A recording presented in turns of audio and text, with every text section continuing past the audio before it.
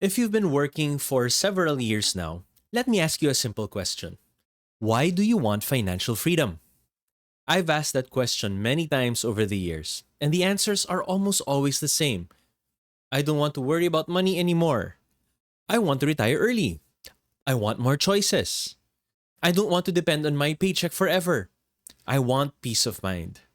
Now, they're all good answers. In fact, I don't think any of them are wrong. But after hearing those answers over and over again, I began to notice something.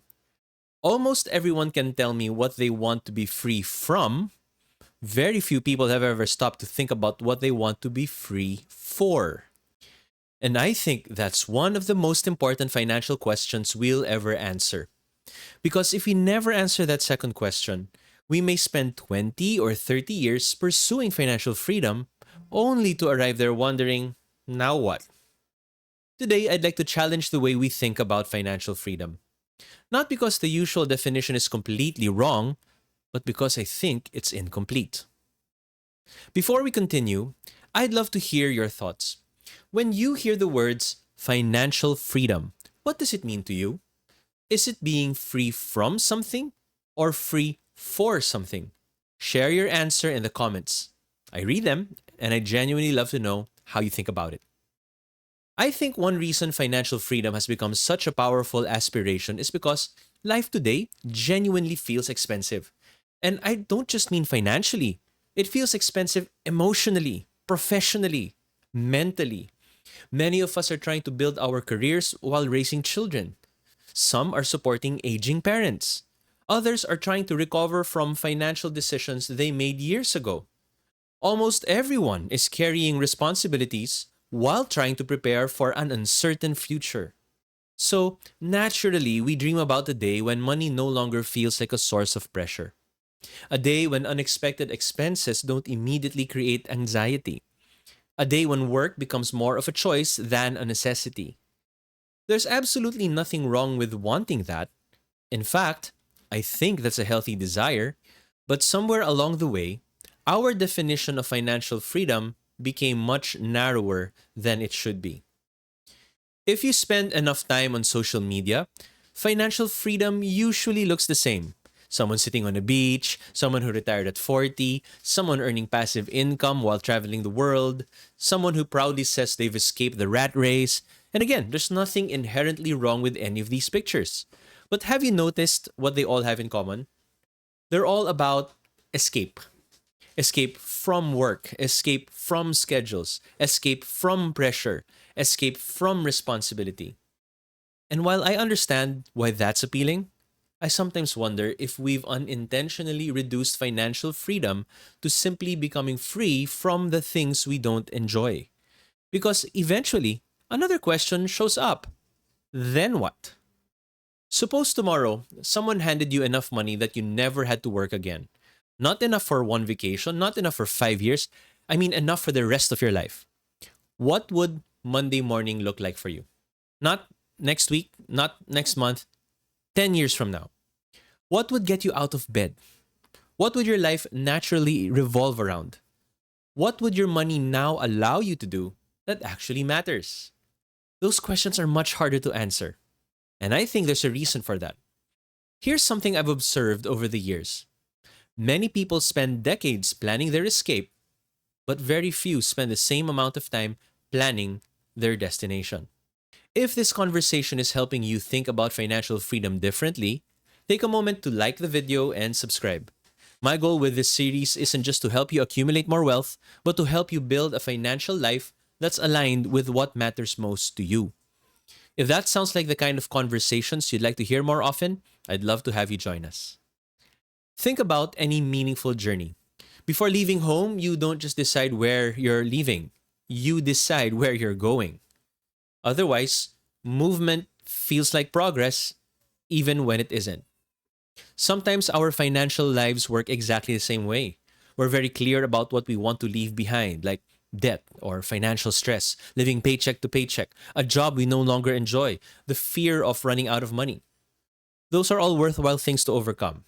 But what happens after you've overcome them? Because money can solve many financial problems. It can create security, it can create options, it can certainly reduce stress. But money has never been able to answer life's deeper questions. It cannot tell you what your life is for.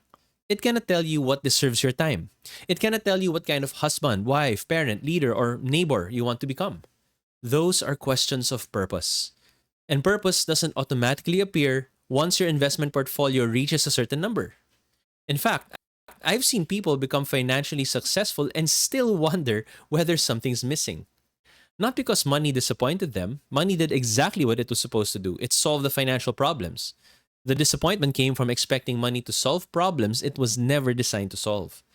And I think that's why defining financial freedom matters. Because if we misunderstand the destination, we may spend decades climbing a ladder only to discover it was leaning against the wrong wall. So maybe the goal isn't simply to become financially free. Maybe the goal is to understand what financial freedom is actually for.